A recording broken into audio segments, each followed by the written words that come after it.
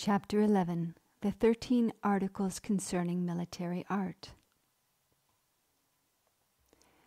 Before the American Revolution, Roman Catholics were barred from voting or holding public office throughout the British colonies.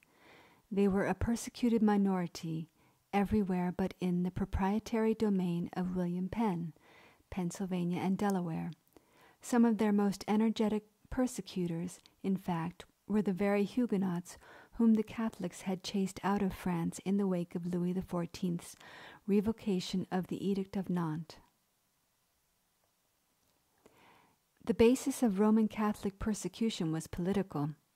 Catholics owed allegiance to Pontifex Maximus, the Bishop of Rome. The Bishop of Rome was a foreign ruler who, as a matter of public policy, regarded the British king as the Protestant and his Protestant church as heretics to be destroyed. From the American colonists' standpoint, to allow Catholics to vote or hold office was tantamount to surrendering their colonies to a foreign conqueror. A crucial part of maintaining personal liberty in Protestant colonial America was keeping Roman Catholics out of government. But then came the Revolution. The colonial citizenry fought for and won their independence from Great Britain. They established a constitution that amounted to surrendering their country to a foreign conqueror. Consider the legalities. Before the Constitution was ratified, American Catholics had few civil rights. After ratification, they had them all. Article 6, Section 3 provides that no religious test shall ever be required as a qualification to any office or public trust under the authority of the United States. While the First Amendment denies Congress the power to make any law respecting an establishment of religion or prohibiting the free exercise thereof. With the Article 4, Section 3, and the First Amendment, the Constitution welcomed agents of Pontifex Maximus, the world's chief enemy of Protestantism, into the ranks of government. Of the 2,500,000 enumerated inhabitants in 1787 America, the Roman Catholic population consisted of no more than 16,000 in Maryland, 7,000 in Pennsylvania, 1,500 in New York, and 200 in Virginia. Once the Constitution was in place, a steady influx of European immigrants transformed Roman Catholicism from America's smallest to largest religious denomination.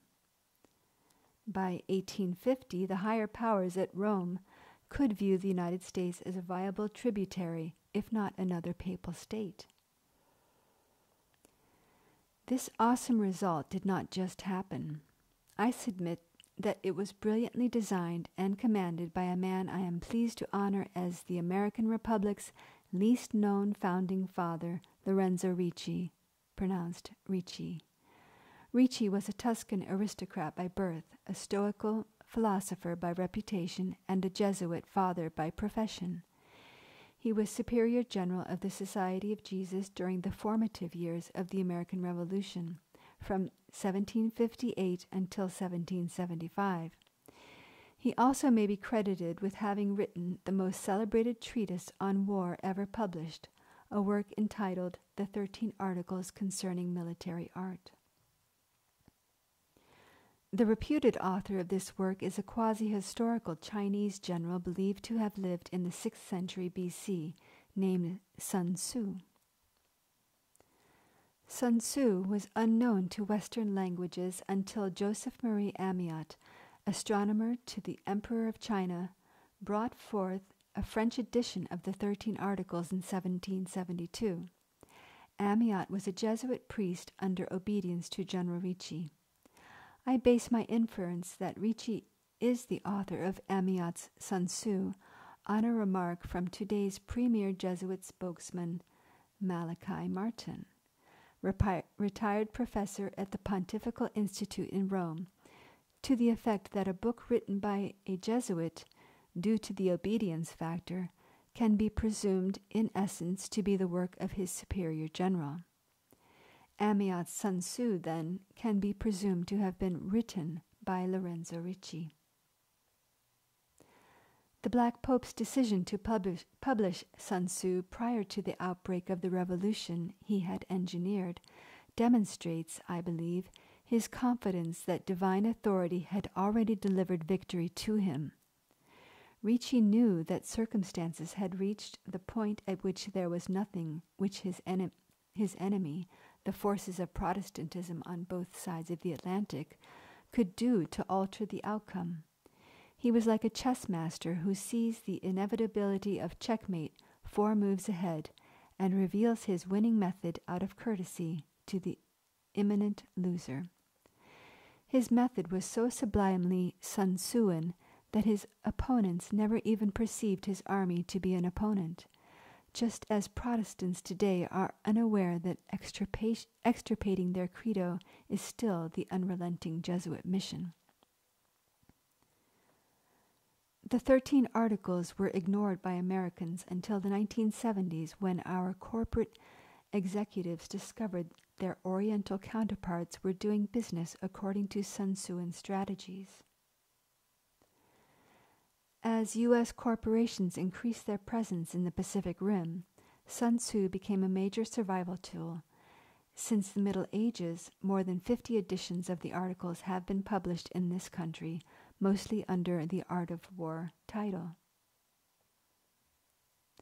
These editions represent Sun Tzu well enough, but none of them are derived from the 1772 Amiot translation into French, which itself was based on Tartar Manchurian version of the older Chinese manuscript.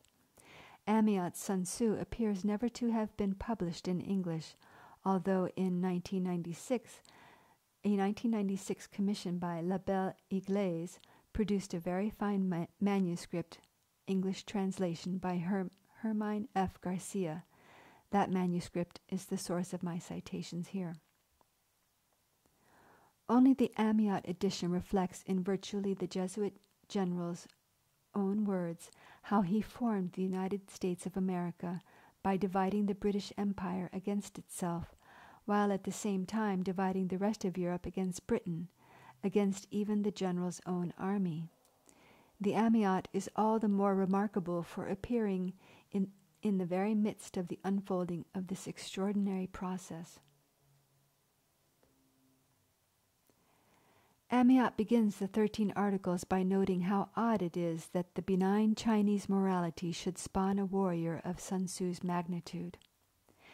If we are to judge the Chinese by their morals, and in general by everything one can currently observe of them, we would instantly conclude that this must be the most pacifist nation in the world, far from having the brilliant qualities necessary for warriors.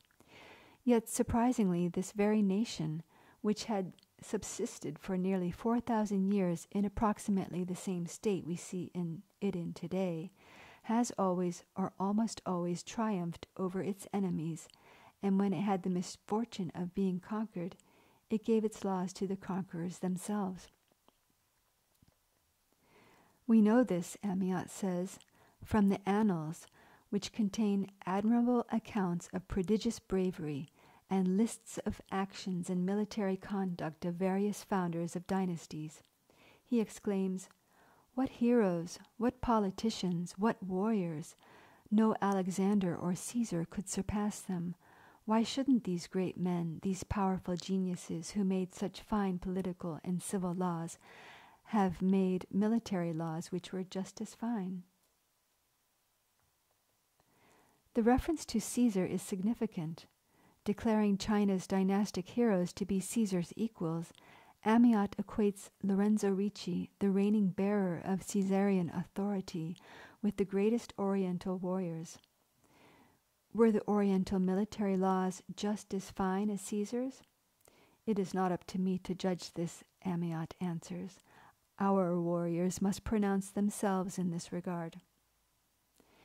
If the term "our warriors" means our Jesuit brethren, as I believe it does, then we have before us Ricci's clandestine order that the book be received by the scattered members of the society as the latest statement of the general's military law.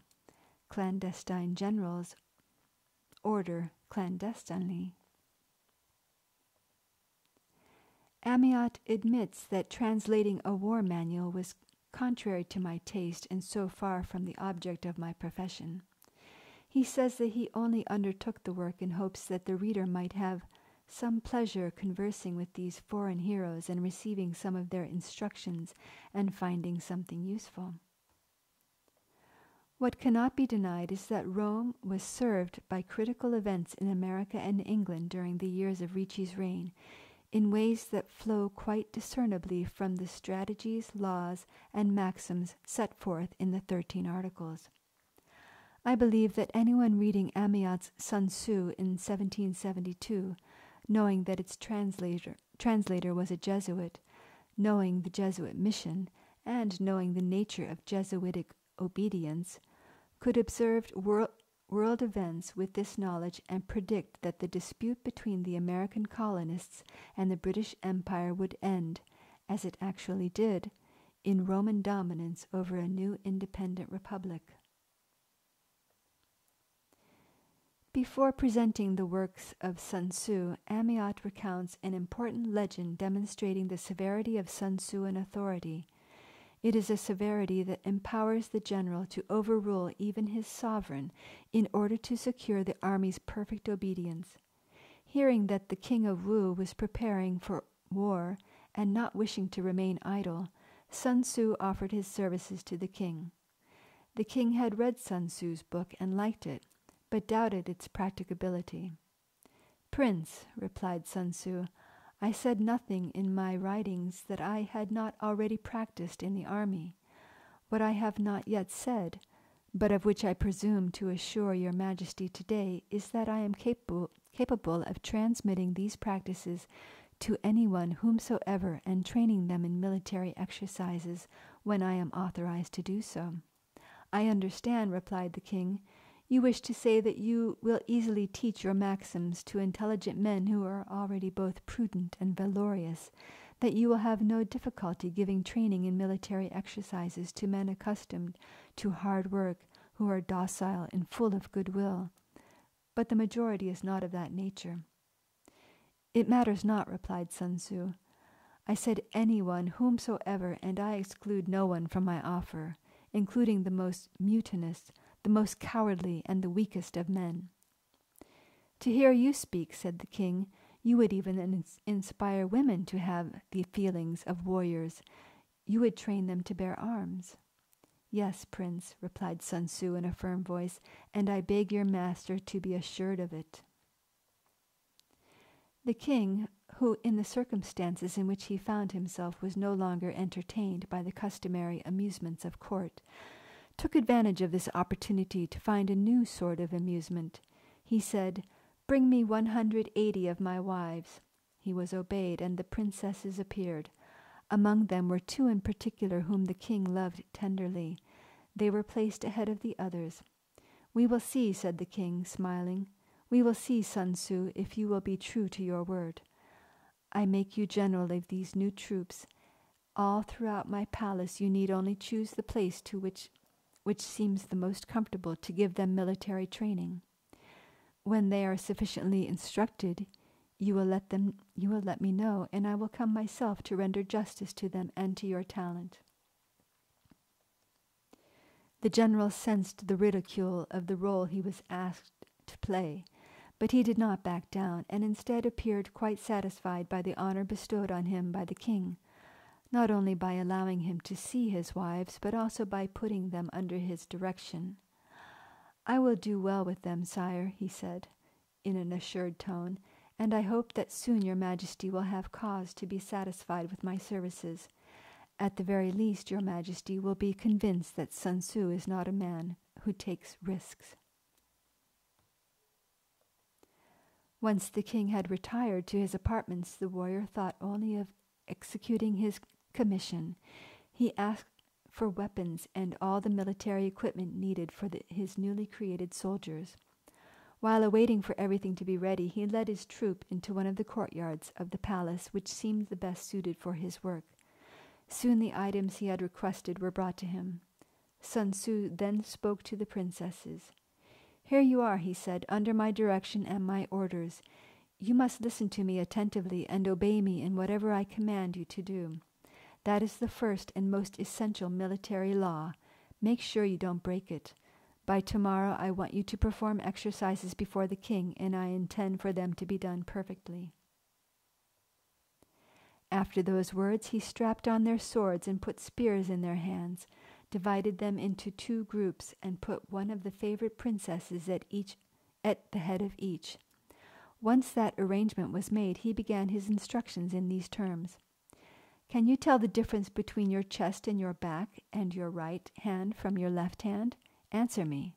At first the only response he received was some bursts of laughter, but he remained silent and very serious. "Yes, of course," the ladies then replied in one voice. "If that is so," resumed Sun Tzu, "then listen carefully to what I am going to say. When the drum strikes only 1 beat, you will remain as you are now, only paying attention to what is before your chest. When the drum strikes 2 beats, you must turn so that your chest is in the place where your right hand was before. If instead of 2 beats you hear 3, you must turn so that your chest is precisely where your left hand was before. But when the drum strikes 4 beats, you must turn so that your chest is where your back was, and your back will be where your chest was." What I just said may not be clear enough. Let me explain. A single drum beat means that you must not change your position, and you must be on guard. 2 beats, you must turn right. 3 beats means you must turn left, and 4 beats means you make a half turn. I will explain even more. This is the order I shall follow. First I will strike 1 beat. At that signal you will be ready to receive my orders. A few moments later I will strike 2 beats. Then altogether you will turn to the right with gravity. After which I will not strike 3 beats but 4, and you will make a half turn. I will then have you return to your first position, and as before I will strike 1 beat. At the first signal be ready. Then I will strike not 2 beats but 3, and you will turn left. At 4 beats you will complete the half turn. Have you well understood what I am saying? If you have any difficulties, you have but to speak to me of them, and I shall attempt to explain the matter." "We have understood," replied the ladies. "If that is so," responded Sun Tzu, "I will begin. Do not forget that the sound of the drum takes the place of the general's voice, but he is the one who is giving you these orders." After repeating his instructions 3 times, Sun Tzu again aligned his small army, after which he had the drum strike 1 beat. At that sound, all of the ladies began to laugh. At 2 drum beats, they laughed even louder. Ever serious, the general spoke to them thus: "It is possible that I did not explain clearly enough the instructions I gave you. If that is so, it is my fault. I will attempt to remedy it by speaking to you in a way that is more accessible to you." And at once he repeated the lesson 3 times in other terms. "And then we will see," he added, "if you obey me any better." He had the drum strike 1 beat, then 2. Seeing him look so serious, and given the strained situation they found themselves in, the ladies forgot to obey him. After attempting in vain to stop the laughter that was choking them, they finally let it burst forth loudly. Sun Tzu, in no way disconcerted, but in the same tone he had used when speaking to them before, he said, "If I had not explained myself clearly, or if you had not assured me in unison that you understood what I said, you would in no way be guilty. But I spoke to you clearly, as you admitted yourselves. Why did you not obey? You deserve punishment, and military punishment. Among the makers of war, whoever does not obey the orders of his general deserves death. Therefore you will die."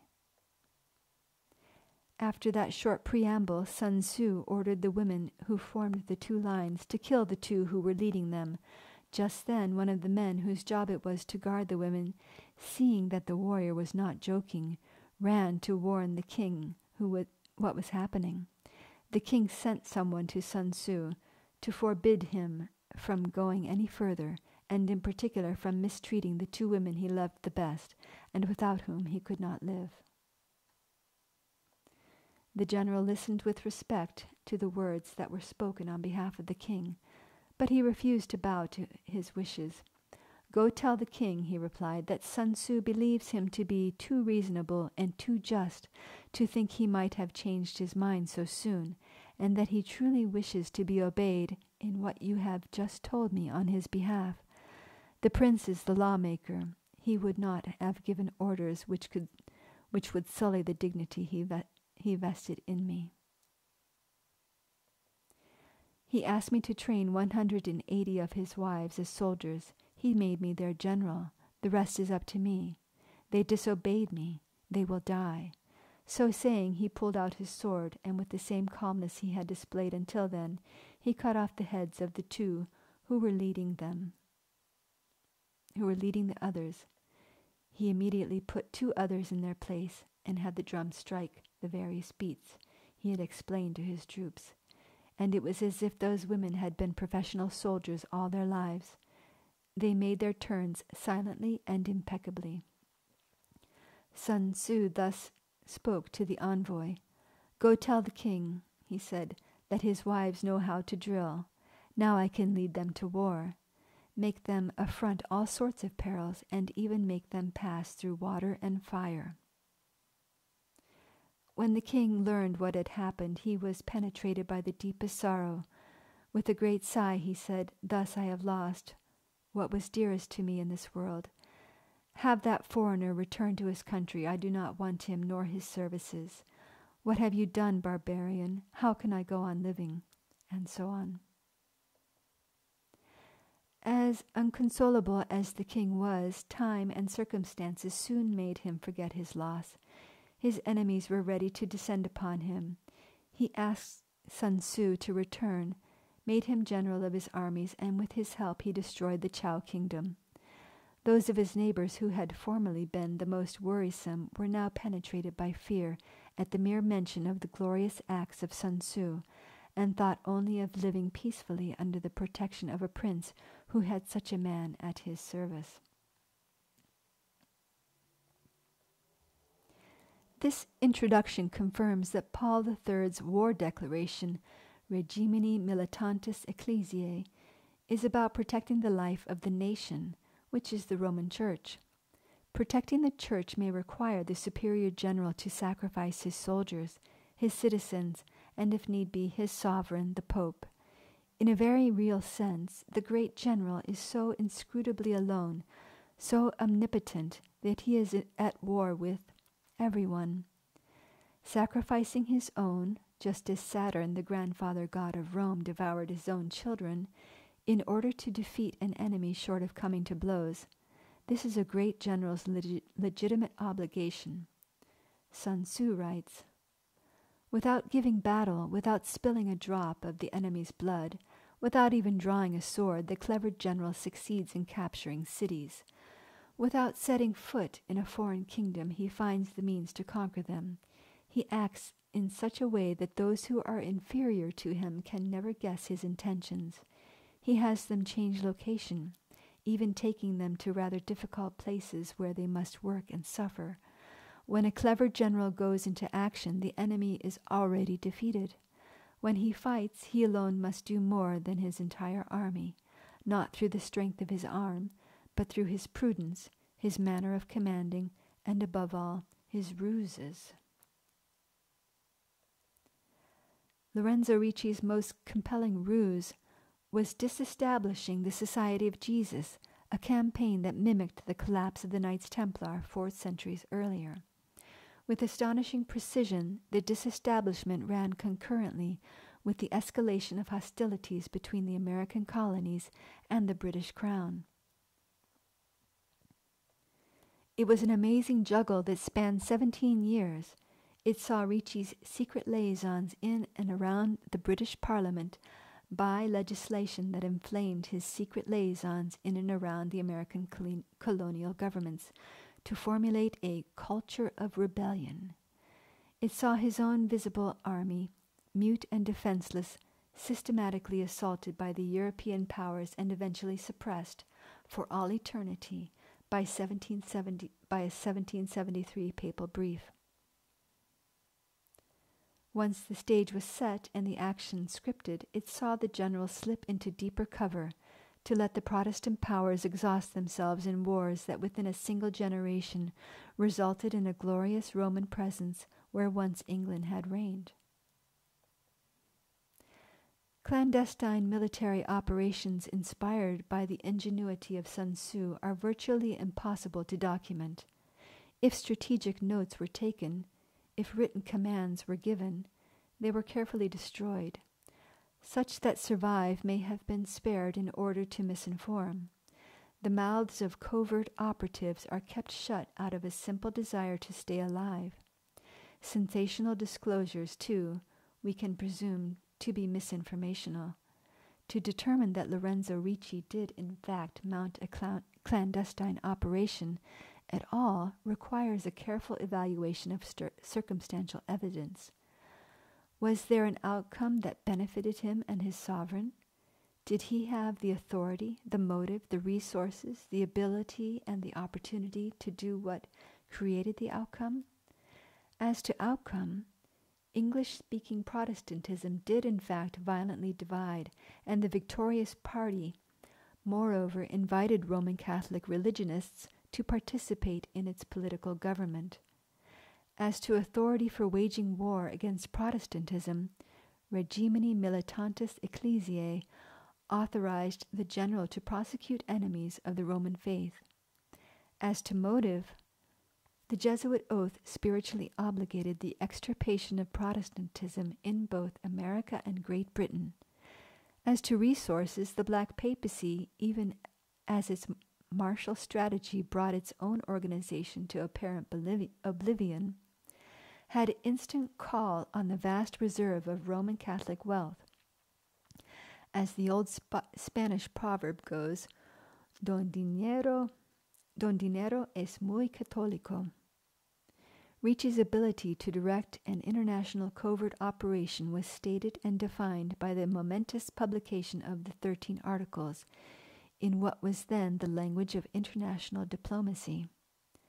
Finally, a man commanding unlimited financial resources and unlimited obedience of an unlimited supply of well-trained personnel enjoyed unlimited opportunity to do anything possible, and some things deemed impossible. To deny that Lorenzo Ricci orchestrated American independence may be to ignore his talent and demean his office. Let us move now to the next chapter and begin our examination of how the general did it.